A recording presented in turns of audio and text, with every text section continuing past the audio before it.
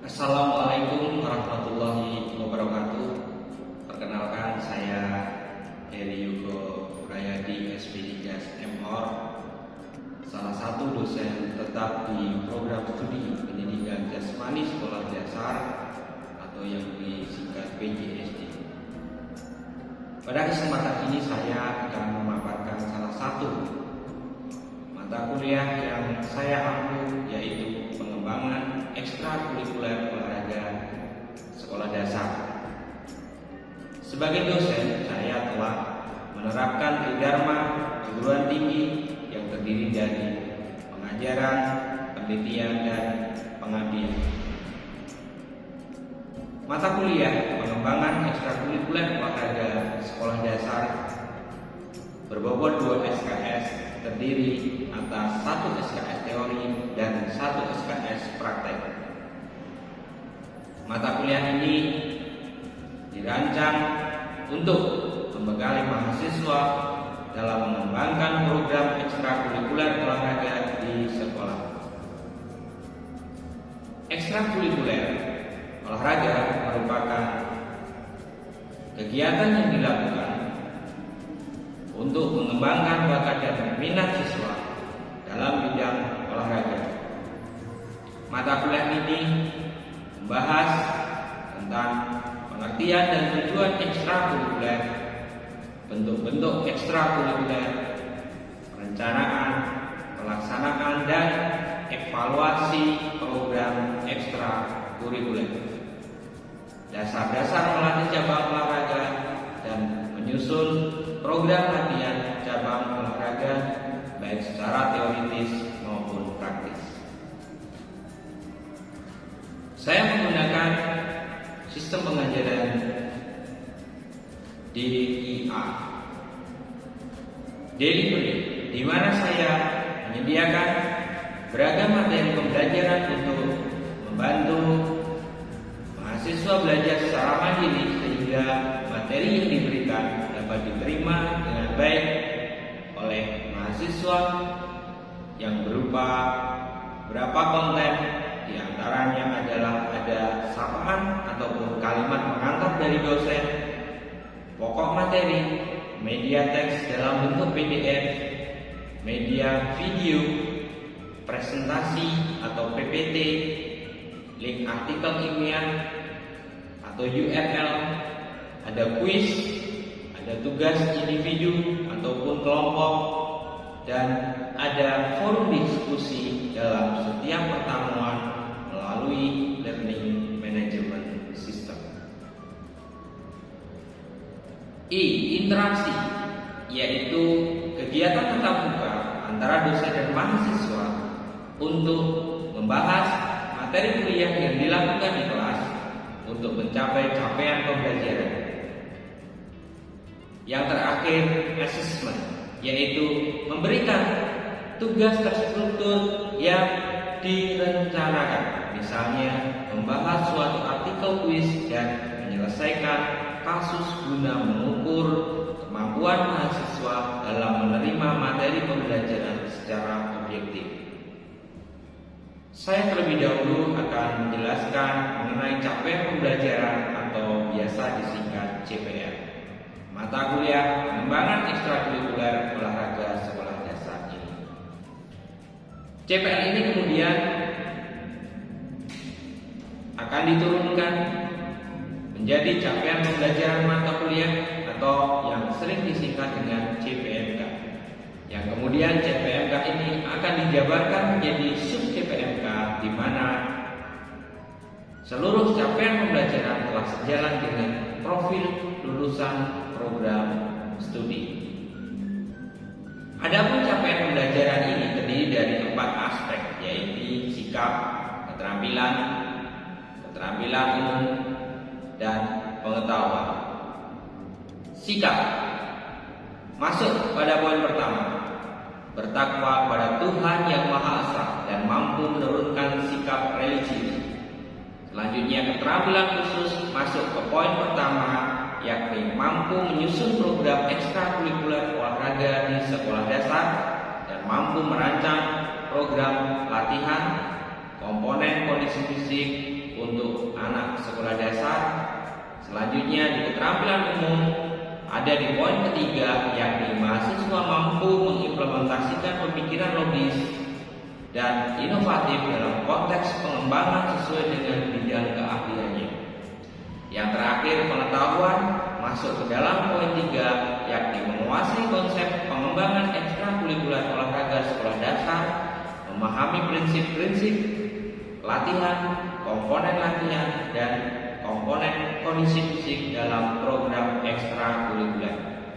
Selanjutnya, dari sub CPMK kemudian dibagi menjadi 14 pertemuan dan tidak termasuk UTS, UAS, dan kemudian model pembelajaran yang saya gunakan ada beberapa model. Yang pertama ada project based learning, problem based learning, ada peer teaching, tactical game atau tactical game for understanding atau TGFU, teaching for personal and social responsibility atau sport education.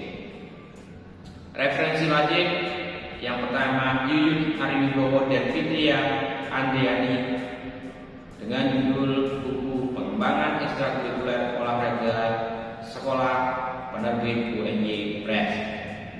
Yang kedua Joko Poke Irianto 2002 dasar kepelatihan. Referensi tanggal Harsono tahun 1988 dengan judul Coaching dan aspek-aspek psikologis dalam coaching yang diterbitkan oleh CV Tambak Kusuma. Yang kedua Harsono tahun 2001 yang berjudul Latihan Kondisi Fisik Bandung FPOK UPI Bandung. Yang ketiga Harsono tahun 2004 Perencanaan Program Latihan edisi kedua yang diterbitkan oleh FPOK UPI Bandung. Adapun bobot penilaian yang saya lakukan adalah yang pertama dilihat dari aktivitas partisipatif yang berbobot 10%, keaktifan ada berbobot 30%, kognitif pengetahuan 20%, ujian akhir semester 40%. Dan selanjutnya saya akan mempraktekkan mendemonstrasikan mata kuliah pengembangan ekstrakurikuler olahraga sekolah dasar di kelas. Selamat menyaksikan. Assalamualaikum warahmatullahi wabarakatuh. Waalaikumsalam warahmatullahi wabarakatuh. Baik, selamat sore teman-teman. Salam olahraga. Jaya. Sebelum perkuliahan pada sore hari ini kita mulai, kita berdoa terlebih dahulu. Menurut agama dan kepercayaan kita masing-masing, berdoa silakan. Doa tidak dibatasi. Baik, terima kasih teman-teman. Hari ini kita masuk ke materi yang pertama. Kita akan membahas mengenai apa itu yang dinamakan hakikat kegiatan ekstrakurikuler olahraga khususnya di sekolah dasar. Tentunya teman-teman sudah pernah dengar apa itu yang dinamakan ekstrakurikuler olahraga.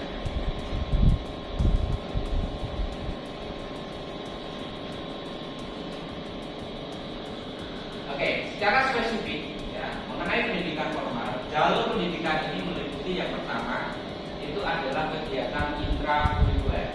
Apa itu kegiatan intrakurikuler?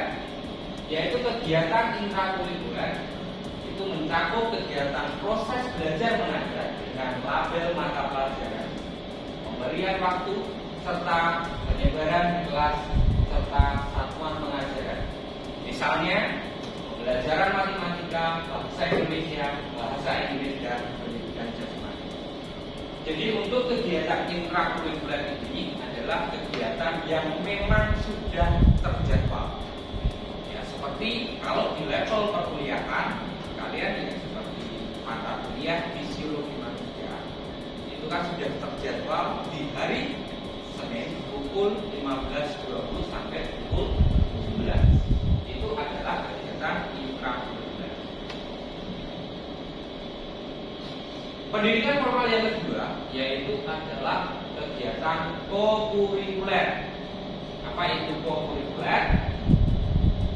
Kegiatan kokurikuler itu merupakan kelanjutan dari pendidikan intrakurikuler. Kenapa dikatakan demikian?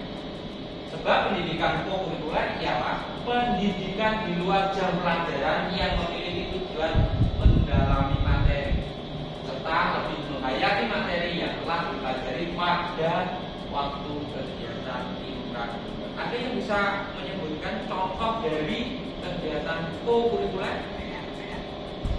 Silakan Mas Anas. Ya, karena kegiatan kokurikuler itu untuk mendalami suatu materi yang ada di kegiatan intrakurikuler. Contohnya ada mata pelajaran IPS itu mungkin ada sejarah dan sebagainya. Di situ ada kita bisa ngadain kegiatan saat itu untuk memperdalam materi sejarah tersebut. Itu merupakan kegiatan dari kokurikuler. Bagus, Mas Anas. Ada yang mempunyai pendapat lain atau mempunyai contoh yang lain? Apa itu kegiatan kokurikuler? Karena kegiatan, silakan Pak. Menambahkan Pak, untuk kegiatan kokurikuler bisa dengan les atau bimbel di luar jam pelajaran untuk menambah wawasan tentang intrakurikulernya Pak. Bagus. Terus, tadi Mbak siapa? Nadia. Mbak Nadia. Bagus ya. Jadi Mas Anas juga bagus ya. Tapi jawaban disempurnakan oleh Mbak Nadia. Betul. Jadi contoh kegiatannya adalah apa? Karena ini dilakukan di luar jam pelajaran, melanjutkan apa yang ada di kegiatan intrakurikuler. Contohnya apa? Tadi les. Ya.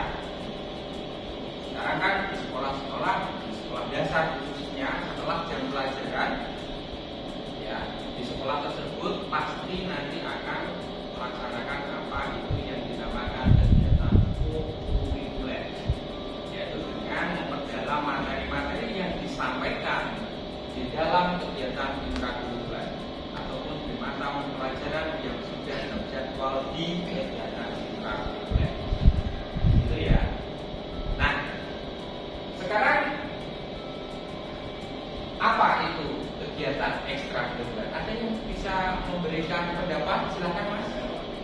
Untuk kegiatan ekstrakurikuler itu kegiatan yang dilakukan pada jam luar pelajaran, yaitu untuk meningkatkan minat dan bakat pada siswa.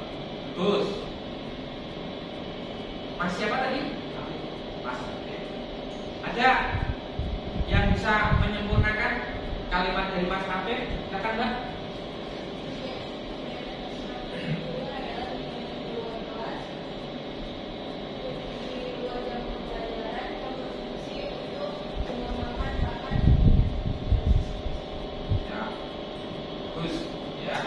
Jadi ini kegiatan ekstrakurikuler.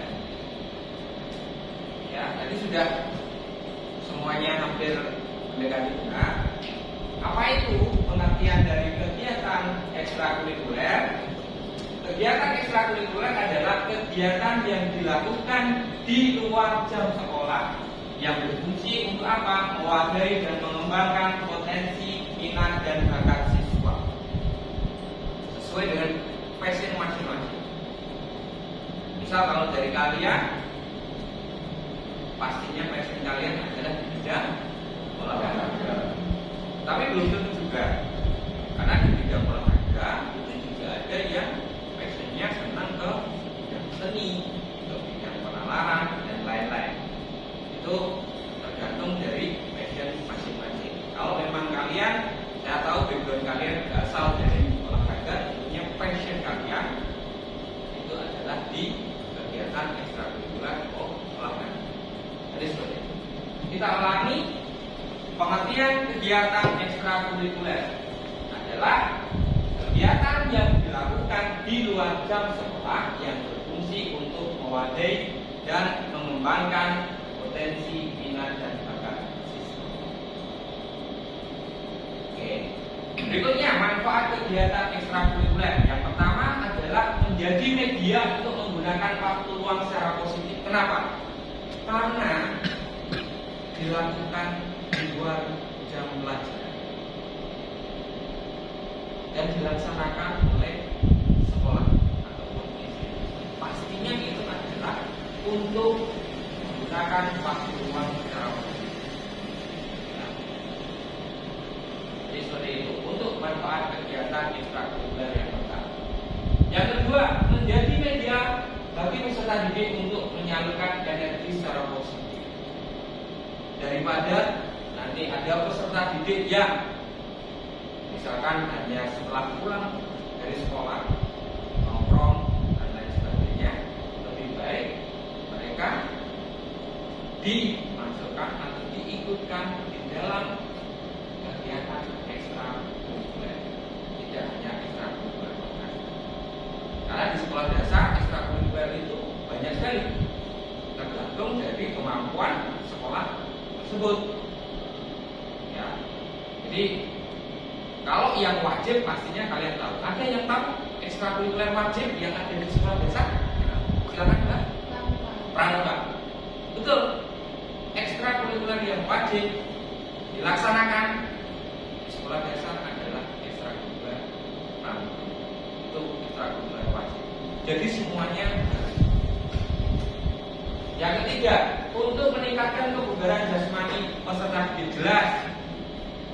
Kalian tahu definisi dari kebugaran jasmani itu apa? Karena mereka banyak bergerak, banyak menggunakan aktivitas fisik, tentunya bisa meningkatkan kebugaran jasmani. Yang keempat, meningkatkan harga diri dan kepercayaan diri peserta didik. Kenapa? Misal, salah satu contoh, apabila peserta didik itu sudah ikut dalam kegiatan ekstrakurikuler, kalau mereka akan ikut perlombaan, akan ikut kejuaraan, akan ikut pertandingan, tentunya mereka sudah dilatih sebelumnya. Karena di dalam kegiatan ekstrakurikuler itu nanti akan membahas bagaimana kondisi fisik, kondisi mental, kondisi psikologis para atlet khususnya di level sekolah dasar. Mereka tidak akan minder ketika ketemu dengan lawan yang level atas sekolah. Pastinya mereka akan memiliki rasa percaya diri yang lebih ketika mereka sudah bergabung di dalam kegiatan ekstrakurikuler. Meningkatkan kemampuan bersosialisasi dan berkomunikasi, tentunya kalian tahu. Ya, karena di situ ya adalah suatu gabungan dari beberapa peserta didik yang asalnya itu tidak sama. Itu asalnya mungkin ada yang dari luar kota atau ada yang memang berasal dari satu daerah yang sama. Tetapi paling tidak di situ ada unsur komunikasi dan mereka pastinya akan belajar bersosialisasi. Ya. Berikutnya adalah sebagai sarana mengaktualisasikan diri. Karena apa? Ekstrakurikuler itu adalah untuk menampung bakat dan minat peserta didik, tentunya itu adalah sebagai sarana mengaktualisasikan diri. Nah, fungsi dari kegiatan ekstrakurikuler olahraga. Yang pertama adalah pengembangan. Apa itu? Kegiatan ekstrakurikuler itu berfungsi untuk mengembangkan kemampuan dan kreativitas peserta didik sesuai dengan potensi dan bakat minatnya. Jadi kegiatan ekstrakurikuler olahraga berfungsi untuk persiapan karir. Hal ini terutama terjadi pada peserta didik yang mempunyai cita-cita menjadi olahragawan profesional. Tentunya, ya, ekstrakurikuler ini juga tidak cukup ya bagi mereka yang ingin orang tuanya menjadikan anaknya menjadi olahragawan yang profesional. Tentunya mereka akan paling tidak mengikutkan di klub-klub olahraga. Tidak hanya di ekstrakurikuler. Karena ekstrakurikuler itu waktunya juga terbatas. Seminggu hanya berapa kali? Padahal prinsip latihan, ya, prinsip latihan seminggu itu minimal harus berapa kali latihan? Kira-kira Dalam satu minggu kalau dijadikan hari, kira-kira 10 jam itu berapa hari? 5 hari nanti bisa overload. Ya. Nah ini persiapan kalian. Tidak hanya menjadi olahragawan profesional. Ketika kalian ingin menjadi seorang anggota polisi, seorang anggota TNI, dalam fungsi kegiatan ekstrakurikuler itu juga nanti akan bisa sebagai persiapan karir kalian untuk menuju menjadi seorang polisi atau menjadi seorang polisi. Nah, prinsip kegiatan ekstrakurikuler yang pertama adalah individual. Apa itu? Kegiatan dari ekstrakurikuler yang dilakukan sesuai dengan potensi bakat. Berikutnya adalah pilihan. Pilihan menjadi prinsip kegiatan ekstrakurikuler olahraga sebab untuk menentukan olahraga yang akan diikuti berdasarkan minat dan keinginan peserta didik dan diikuti secara sukarela peserta didik sesuai dengan pilihan peserta didik. Ingat, ekstrakurikuler itu tidak ada unsur paksaan. Kecuali yang satu memang itu diwajibkan karena sudah ada aturan pemerintah bahwa pramuka adalah merupakan ekstrakurikuler wajib yang ada di sekolah. Itu yang sifatnya wajib. Tetapi yang sifatnya tidak wajib, tidak boleh ketika seorang guru itu memaksakan misalkan peserta didik ini harus ikut di kegiatan ekstrakurikuler A, kegiatan ekstrakurikuler B3. Jangan salah. Ya, ketika nanti kalian sudah lulus dari sini menjadi seorang guru dan menjadi seorang pembina ataupun pelatih di kegiatan ekstrakurikuler, maka hati-hati. Misalkan kalian ingin mengusulkan kegiatan ekstrakurikuler kepada kepala sekolah kalian, tentunya harus mempertimbangkan misalkan biaya dan lain-lain. Ya, kalian sebenarnya bisa kerjasama dengan mahasiswa yang notabene backgroundnya memang mereka nanti setelah lulus itu akan menjadi seorang pelatih. Kalau mau berbagi rezeki seperti itu dengan mahasiswa PKO tentunya, karena jelas mereka nanti setelah lulus itu pasti akan menjadi seorang. Jadi seorang guru ya kalian mengajar saja. Kalau urusan pelatih silakan serahkan ke mahasiswa yang berkompeten bidangnya di pendidikan kepelatihan. Keterlibatan aktif adalah kegiatan ekstrakurikuler menuntut keterlibatan aktif dari peserta didik. Selain itu juga menuntut keikutsertaan peserta didik secara penuh dalam pelaksanaan kegiatan ekstrakurikuler. Jadi di dalam kegiatan ekstrakurikuler ini juga harus menuntut keterlibatan aktif. Artinya kalau misalkan seminggu 3 kali itu sudah sesuai dengan prinsip latihan, para peserta didik juga harus ikut sesuai dengan apa yang sudah dijadwalkan oleh sekolah. 3 kali ya harus ikut. Di situ juga nanti di dalam kegiatan ekstrakurikuler itu juga ada penilaian. Tidak hanya sekedar kegiatan yang dilakukan di luar jam pelajaran, tetapi di situ juga harus ada unsur penilaian. Ya, menyenangkan jelas, ya prinsipnya karena diikuti oleh peserta didik sehingga kegiatan ekstrakurikuler itu merupakan hal yang disukai dan membedakan. Karena apa disukai? Karena ya memang sesuai dengan passionnya, sesuai dengan minat bakatnya. Dan mungkin mereka akan merasa tidak senang dengan ekstrakurikuler yang diikuti. Ya, jadi seperti itu karena sudah sesuai dengan passion, sesuai dengan bakat minatnya. Kalau misalkan saya bulu tangkis mau ikut ke aku dipaksa ikut ke sepak bola, jelas saya mungkin tidak senang. Ya, jadi seperti itu. Etos kerja. Jadi etos kerja sangat dibutuhkan dalam kegiatan ekstrakurikuler olahraga. Kegiatan ekstrakurikuler olahraga membangun semangat peserta didik untuk berlatih dengan baik untuk mencapai tujuan.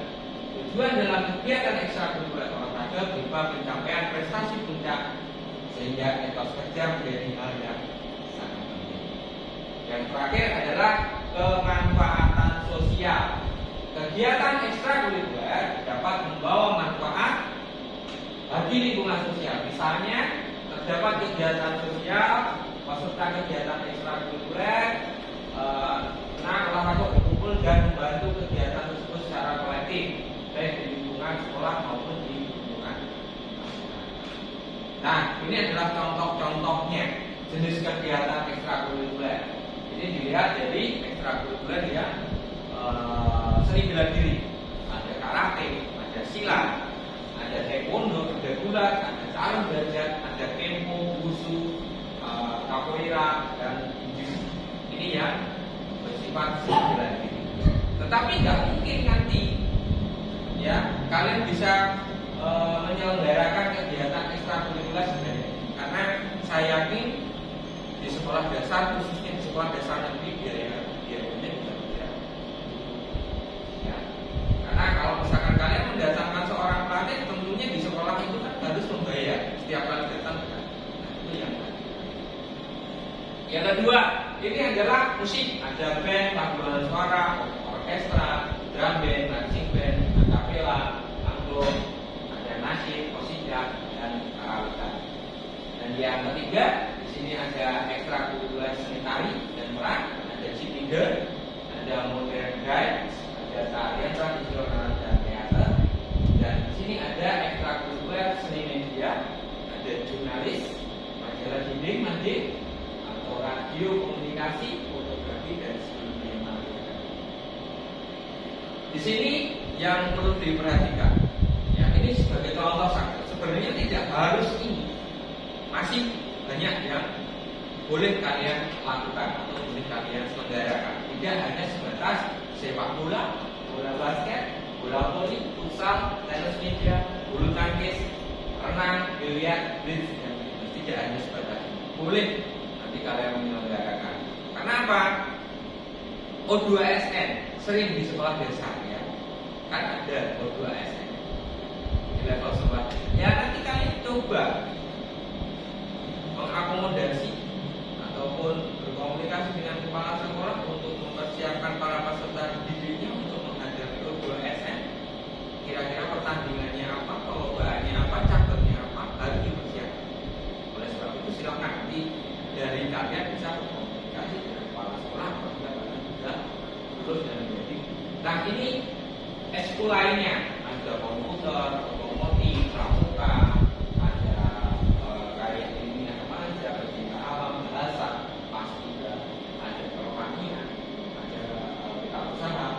siswa. Nah, ini format kegiatan ekstrakurikuler, ada individual, ada kelompok, ada klasikal, dan ada gabungan.